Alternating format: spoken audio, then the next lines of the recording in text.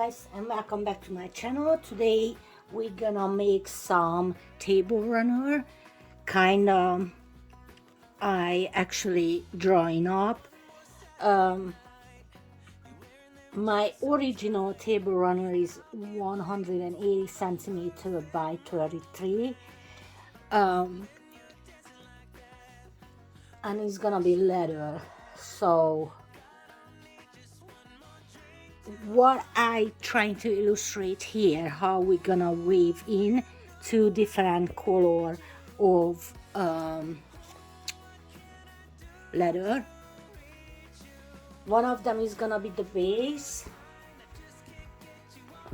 and we're gonna cut like lines down, and with that we're gonna cut down some strips and gonna weave it in to the darker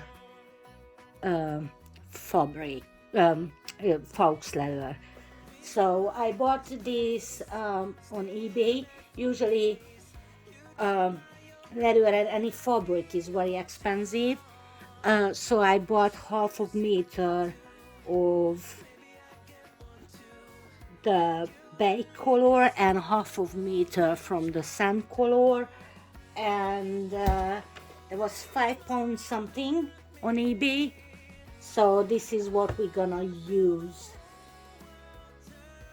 in this DIY.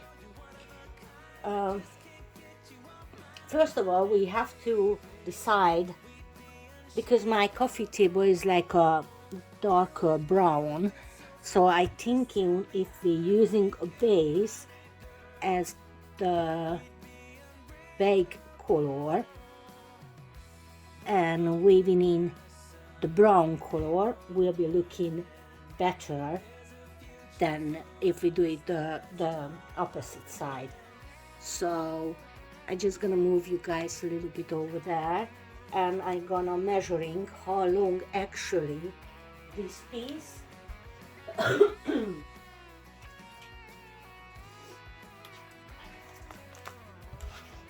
because we have to decide how we're gonna ending up with 180 centimeter end to end, because how I said it, I wasn't bought a meter of this one, so this is gonna be 148 centimeter long.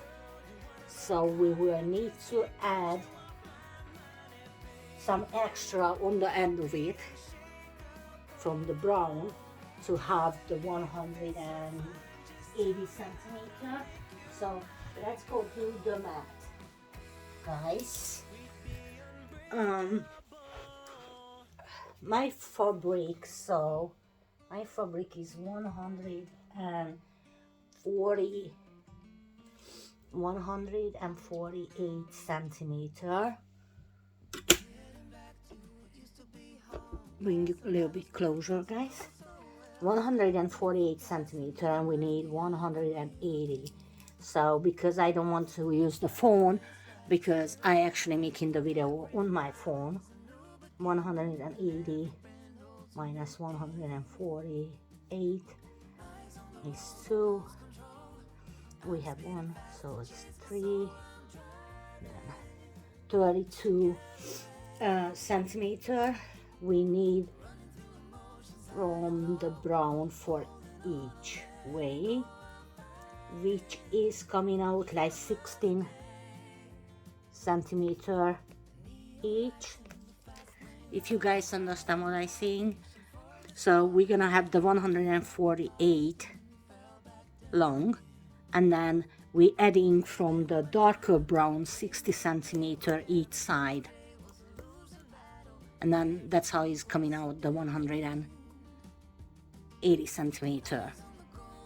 So now we know the length for our fabric. Now we have to know is 33 centimeters, so let's say 34 centimeter is gonna be around here. So I just using my pen to looking at it. So okay, what we're gonna do, sorry guys, a little bit move you the other side. What we're gonna do, we're working with a larger fabric, so I need some space here. What we're gonna do here is gonna put measurements down, and then easily the two measurements, where is it, we're just gonna be connecting, and then you know that's how much you working. Because what I gonna do when I gonna have these measurement done, I gonna use to work with the waving technique, and the end of the waving technique I gonna actually sewing down the edge of it. So yeah, it might sound a little bit complicated, but I promise to you guys it's not that complicated. Let's hope I'm doing every word the right measurement. I don't want to be wavy the lines and then I cut it and then it's wavy.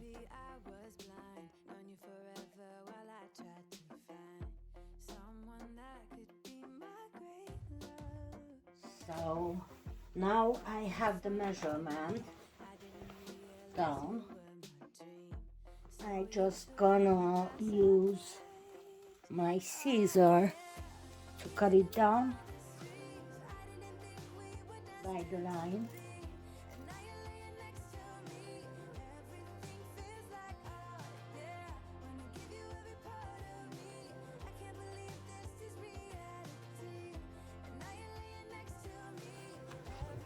Now we have the base for our table runner.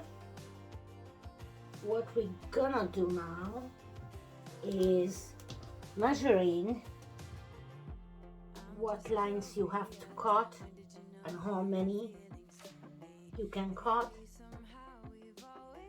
I think it's everywhere the same size. So the 34 we have to, I don't know guys, I mean like how many cuts we can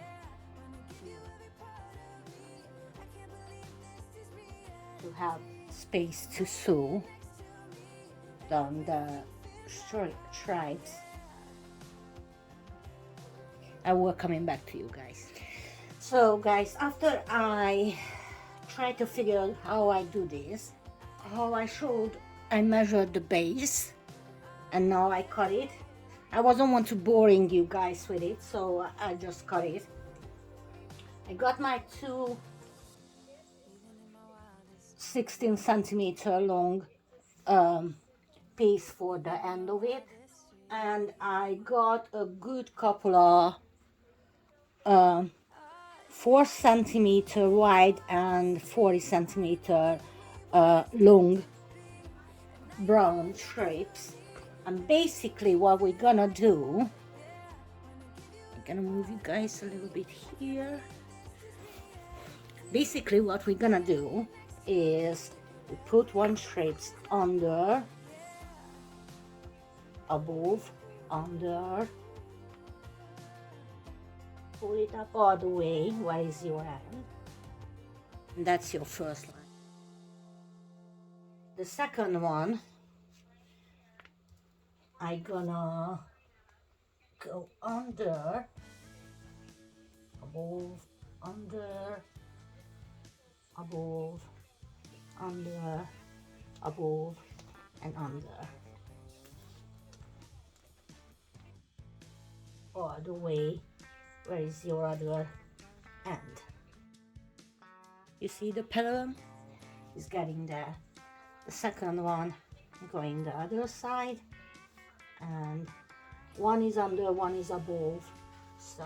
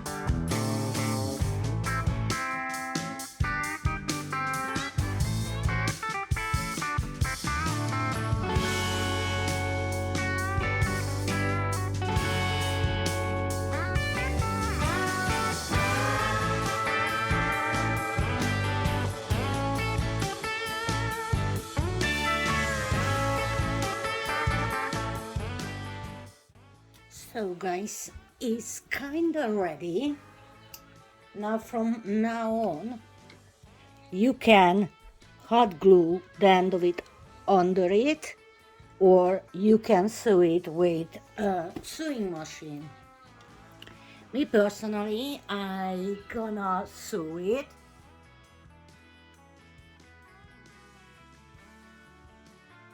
Altogether you need 33 of 4 centimeter wide and 40 centimeter long stripes to do the same table runner.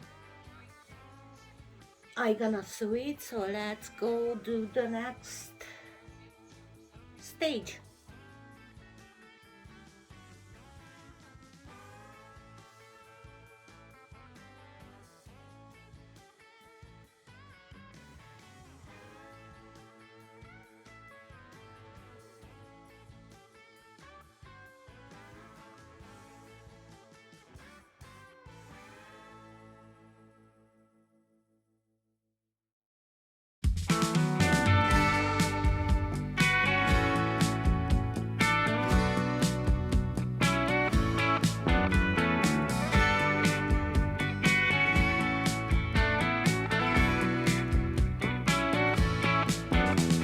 Of all the things that are shiny and new, I'm the dull stone at the bottom of a pool, tossed by the jealous waves of the sea.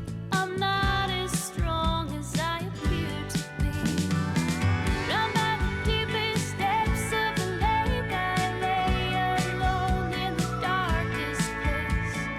In my sorrow, dream of the sun. I just wanna be the shiny one.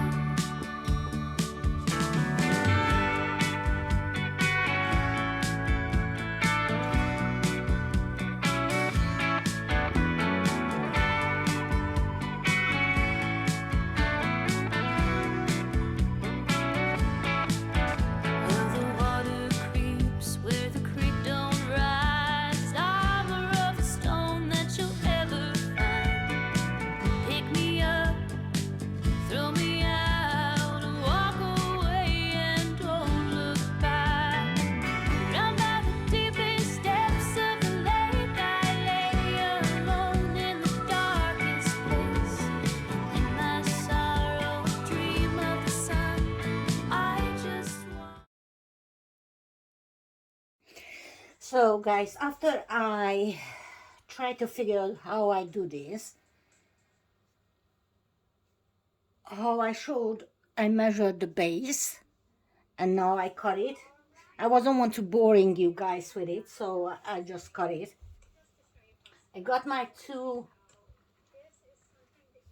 16 centimeter long piece for the end of it. and I got a good couple of 4 centimeter wide and 40 centimeter long brown strips. And basically what we're gonna do, I'm gonna move you guys a little bit here. Basically what we're gonna do is you put one strips under, above, under, above, under, pull it up all the way where is your end, and that's your first line. The second one, I gonna go under, above, under, above, under, above, and under.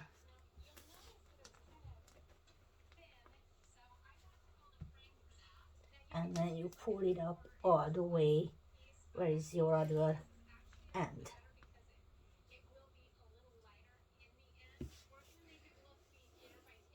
You see the pattern is getting there. The second one going the other side, and one is under, one is above. So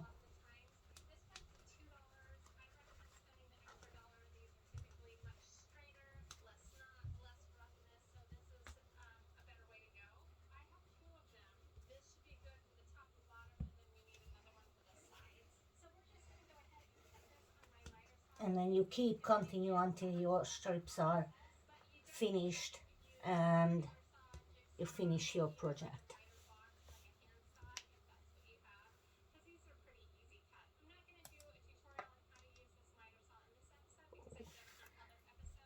See guys, I wasn't did it right.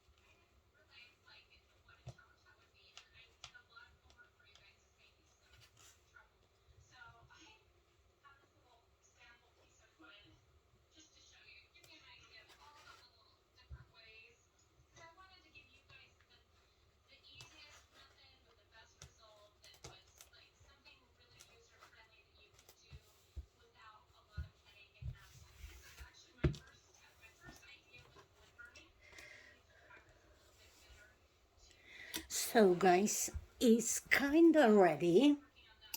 Now from now on, you can hot glue the end of it under it, or you can sew it with a sewing machine. Me personally, I gonna sew it.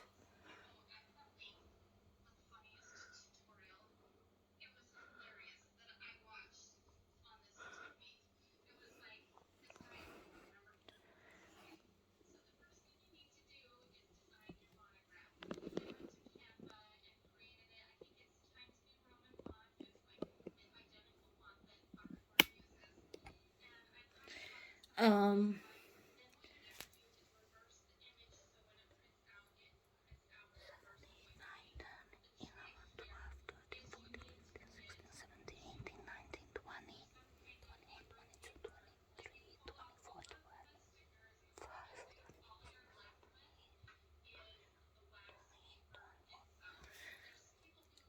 altogether you need 33 of 4 centimeter wide and 40 centimeter long stripes to do the same table runner.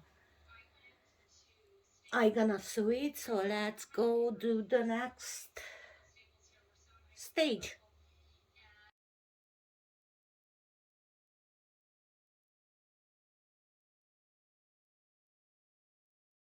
Time, a lot of drying time. The part itself, painting, isn't too terribly long, but it's all going to be worth it in the end. Now we've got our 2 coats of white on, and now it's time to seal it, because if you want this to be washable, want to even throw it in the dishwasher, I don't know if I'll actually throw mine in the dishwasher, but if you want to throw yours in the dishwasher, then you're going to definitely want to do this step to help it preserve for a long time. So we're going to pull out our dishwasher safe Mod Podge again. We're going to do 2 good coats of this on the back, let it fully dry.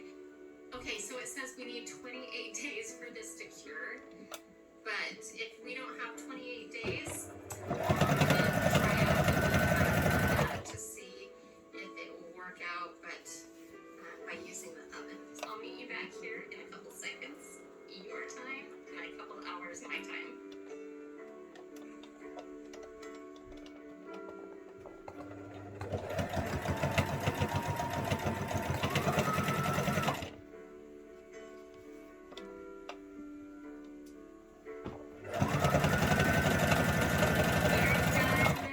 Our plates are so cute. Would you love these on your table? I've got a couple of them. Classy, yet fun.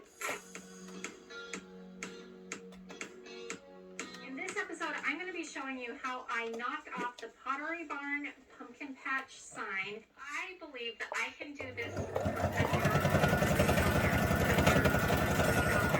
$3. A $3 price tag is a huge. And on top of that, I'm going to be doing it 2 different ways. One way that I think is going to be more authentic and a closer match to the original, and then the other way I believe will be a little bit more user friendly, aka a little bit easier to do. The first thing I needed to do was figure out how to do this pumpkin patch design. What I did is I actually designed a printable. I think this printable is an extremely close match to the Pottery Barn version. Stick with me to the very end, because I'm going to tell you where you can get this printable for free. Yes, I'm going to give it away to you for free. I've got you covered. So that will be a little perk that you can get, and I'll tell you how to get it. Which I'll explain a little bit later. But I think the way that we're going to get the most authentic looking result is doing an image transfer. I could be wrong, it might not work out, but it's also the price plan. I really believe this will be the more authentic look. So what I have to do with that is actually do a reverse image of the original printable. I will give you access to both versions and tell you how to do this as we go along. So stick with me, hang on, and I will explain showing how to do everything. I'm starting out with some free scrap wood that I had left over from my outdoor bench that I built. So this is free to me. It is totally possible to get free plywood. If you don't know someone who has a pile of scrap wood, you can hit up a construction site and pick through their dumpster. You can dumpster dive, but I'm not going to tell you whether to do that or not do that. That'll be up to you. But if that makes you a little uncomfortable, you can definitely hop onto Facebook Marketplace. A lot of free scrap wood that people are willing to just give away for free, and you can take a couple of pieces and save them for future projects that we may be doing or that you might have.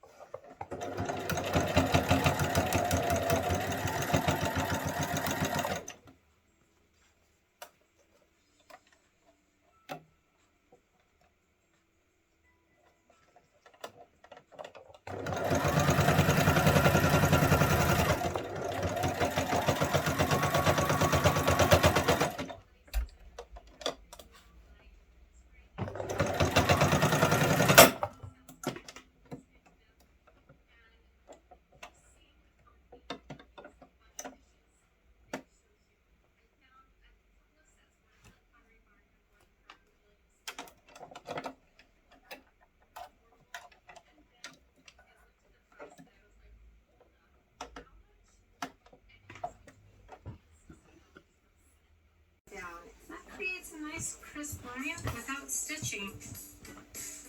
This is our no-sew table runner. Looks so much like the original, $10 versus $70. And if you wanted to save a few extra bucks, you could sew it and it would be a little bit cheaper because you don't have to get the hem tape.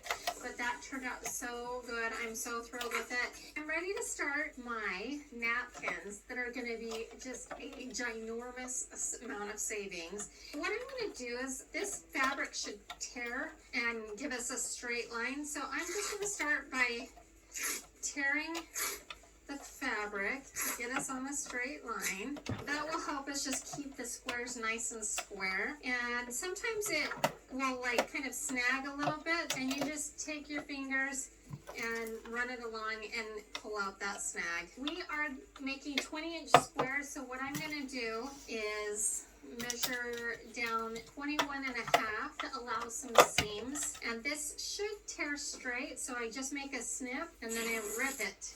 And we're going to just do it the same thing in the other directions. Make a snip. I usually snip about an inch so you have enough to grab, and then so that's our first square.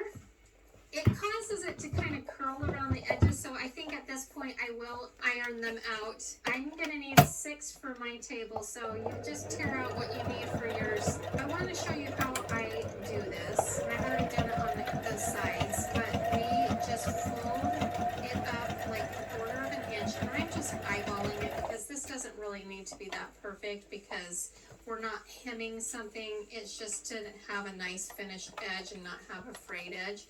So I'm eyeballing about a quarter of an inch, and I'm pressing it down with the iron, which creates a nice crease. And this iron does a fantastic job. We're gonna fold it over about a half an inch. Again, I'm just eyeballing. But what I want to show you is here on the corner. I actually fold it on a 45-degree angle, and I kind of tuck that in. You don't have to do that, but it just gives it a little finish. With this iron and with all of these edges ironed down, we are ready to sew. So I'm going to sew up the seams to this. It shouldn't take more than a few minutes, but if you're not sure how to sew, you're going to want to pause all of the sewing basics, from threading the machine to winding a bobbin to doing a straight stitch. It's all the episode this week over and all you do is sew it up, and that's what we're going to do right now.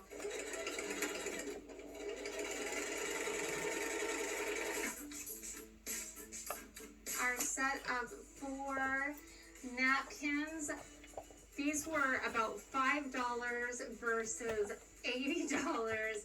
Massive savings, same look. If you enjoyed this episode, here's another one that I think you'll like as well. If you haven't already done so, consider hitting that subscribe button. I would love to see you around here again. And until next time, my DIY Niners. Bye.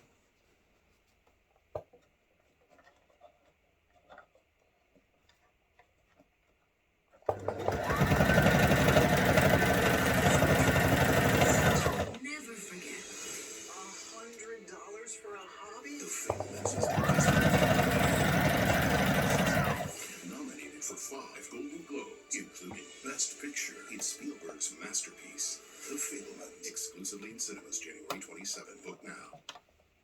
Coming up on this episode, I've got 35 way cool, dirt cheap DIYs on a budget. Plus, I am giving stuff away for free the entire episode. This is a compilation video, so sit back, relax, get comfortable, or maybe even craft along with me. But let's get started. Design to the Nines. I'm Natalie Callahan, and if this is the first time we're meeting, welcome to my channel. My first DIY, we are going to make something awesome. I picked up this 18-inch wood round from Home Depot. If you haven't done that yet, I highly recommend it, because if you're like me, I kind of get lost in Home Depot and I end up spending way too much time there. So this time I didn't want to do that. I ordered this and somebody else did the shopping for me, and when it was ready, I just ran in there. I was in and out in under a minute. It was awesome. It was like $6, and so very affordable. And all we're going to do is take some of this full Folk Art Metallic Pure. I do 2 coats of gold paint on the edge, and then I do 2 coats of chalk paint on the main body in Ballet Slipper Pink. Now we're going to go ahead and cut a stencil on the Cricut machine that says love in the scripty font. Now for those of you who don't have a Cricut machine, hang on with me. I have a solution for you. But for those of you making a stencil, go into Cricut Design Studio and type in the word love. I'm using the font called Nocturnal. I got it off of dafont.com. You need to tighten up the spacing. I ended up not liking the spacing still, so I made 3 copies and manually spaced it how I like, then attached them together. In the end, Love was about 10 inches tall by 15.5 inches wide. I am cutting it on stencil vinyl, but you could use any removable vinyl. Hit make it, then cut out your stencil, add transfer tape, and apply it to your wood round. I do a quick coat of pink first, so if any bleeding happens, it's the original color. Then 2 coats of gold paint. After it dries, peel back the stencil and do any necessary touch-ups. Now for those of you who don't have a vinyl cutting machine, so here's how you're going to get the job done. You're going to print out your scripty font that you like, print it out onto a piece of paper. Then you're going to take some of this graphite paper, I'll put a link for it below, and then you're going to put your scripty font that you've printed out on top of it, and then you're going to trace it out, and that's going to transfer the image onto the wood. And then you're just going to fill in with paint, and it will get you a similar look. Now the reason why I'm using a Cricut is it's just a little bit cleaner look, a little bit faster, and a little bit easier to do. How cute is this sign? I am so in love with it. It turned out every bit as good as I had hoped. Our wood round was about $6.50 including tax. And then I'll call it about another $2.50 for stencil and paint supplies. So we're into this about $9, and it's worth every penny. And we have something available. So if you do this project, hang on to it because I have a plan for that. The only thing that's kind of bothering me is this little knob kind of raised up when I painted it and kind of got wet, and so it increased in size. But nothing's perfect. I'm not perfect, it's not perfect, and that makes it all the more adorable. DIY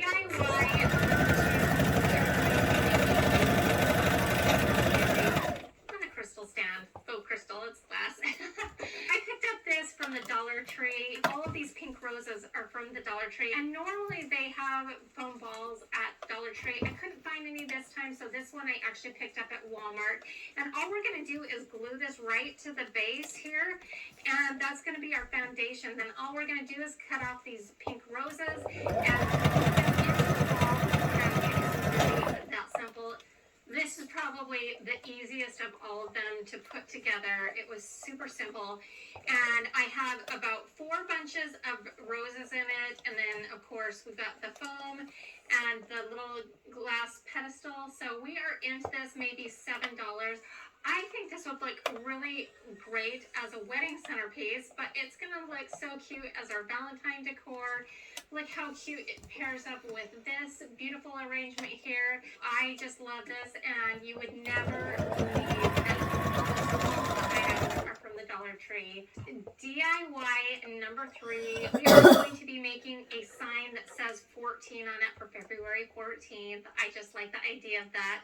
And I have this canvas panel that I picked up at Walmart for $4.97. It says canvas. It is actually all wood. We are flipping it over once again, and we're going to paint the inside of it white, and then we're going to paint the outside of it black. And it's because it's going to coordinate with another piece that we're doing later. And once we have that painted, I'm going to go ahead and use my Cricut machine again to cut out the number 14 in this beautiful glittery paper. You can use whatever color you want. I think I'm going to use this corally pink because it's going to coordinate with some other stuff. So this sign was really easy to put together and so cute. And the reason I ended up using just glue dots is because I feel like I can just peel this off and do something different for a different holiday really simply, especially since I just used glitter paper. Now I have about $6 or $6.50 into this. The frame was $4.97, and then we got a little bit in paint and supplies and my glitter paper. But really easy to do, very Valentine-y, and very versatile. So I'm loving this. DIY number 4. It is the red burlap wreath with. When you've been injured and it wasn't your fault, it can leave you shattered. Injury Lawyers for You help you pick up the pieces, getting you the compensation you deserve. If it's not your fault, it's our business. We are Injury Lawyers for You. Number 4, it is the red burlap wreath with 9 lives. Who knew when I made this little red burlap wreath, I didn't even know I liked it, first off, and I ended up really loving this little red wreath. So cute for the 4th of July. But I got a lot of suggestions that I needed to do it for Christmas, and then I got some suggestions that I needed to do one for Valentine's Day. So if you have another suggestion, leave it in the comment section below, because apparently this is one versatile little wreath, and we are going to be doing it for Valentine's Day. I will link the red burlap wreath tutorial below, so if you haven't made one before, then you can go watch that video and see how I made this in the first place. You could get away with like a fat quarter. I just went and had them cut this on the cutting table at Joann's. And all we're gonna do is cut this lengthwise, so it's about 6 inches wide. And I'm gonna sew mine together so it's one big long sash, and then I'm gonna finish the edges by sewing it as well. If you don't sew and you don't have a sewing machine, you could just use some hem tape that you just use an iron and it together. So let's go ahead and put on the bow. This was super easy to make. It only took a couple of minutes. If you sew, it's just a breeze to do. And I like the look of a fabric bow. I just fold it in half, and then we're just gonna tie it on like just in a regular bow. Nothing super hard. And I just kind of tuck it in to the folds of the fabric from the burlap wreath already. Just on it. And so again, the burlap wreath, I've used it for 3 holidays now. It was like $5 or $6 to make this burlap wreath. And then this bow was only maybe $1 or $2. So festive, so cute. I'm loving this. Last but certainly not least is my favorite DIY. I've made this DIY super easy for you because I've made this in a 16 by 20 inch dimension. I went over to Staples and had it printed on air print. It is much cheaper to do it this way, and it was $2.97. So I had this frame just kind of hanging out in my house, and you could go pick one up at the Goodwill, a thrift store, or anything. I'm removing the glass from mine just because I don't want the sheen of it on there. All you would really need to do is throw this in a frame, call it a day, and be done. So that's how easy this DIY is.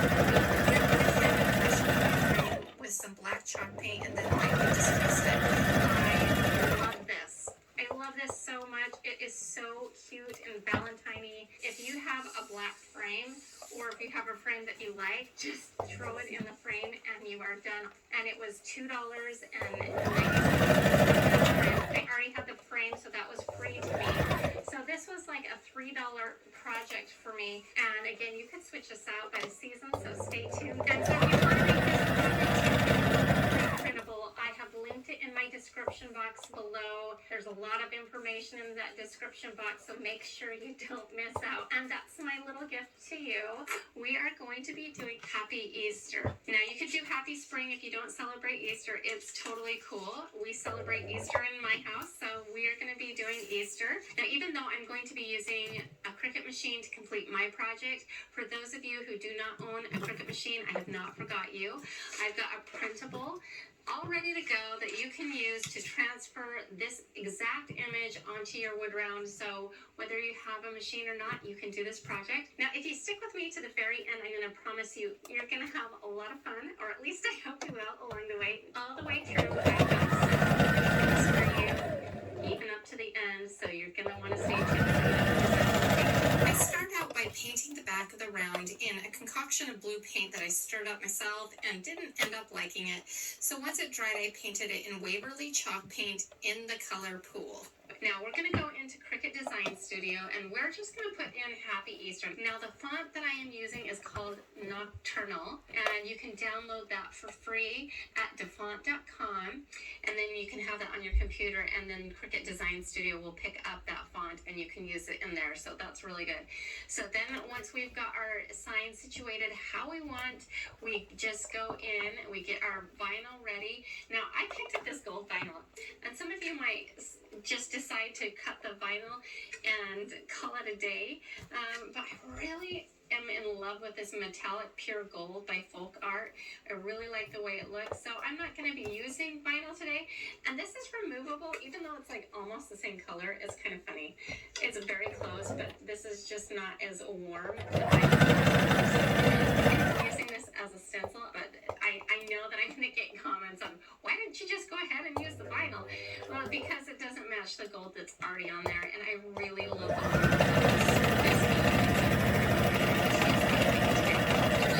Cricut, here's the process. Take the printable I provided in the description box below and lay it on your round. Place graphite paper underneath and trace the lettering. It will transfer onto the paper. Then you just hand paint it in the gold. If you are using a vinyl cutter, now it's time to apply your stencil.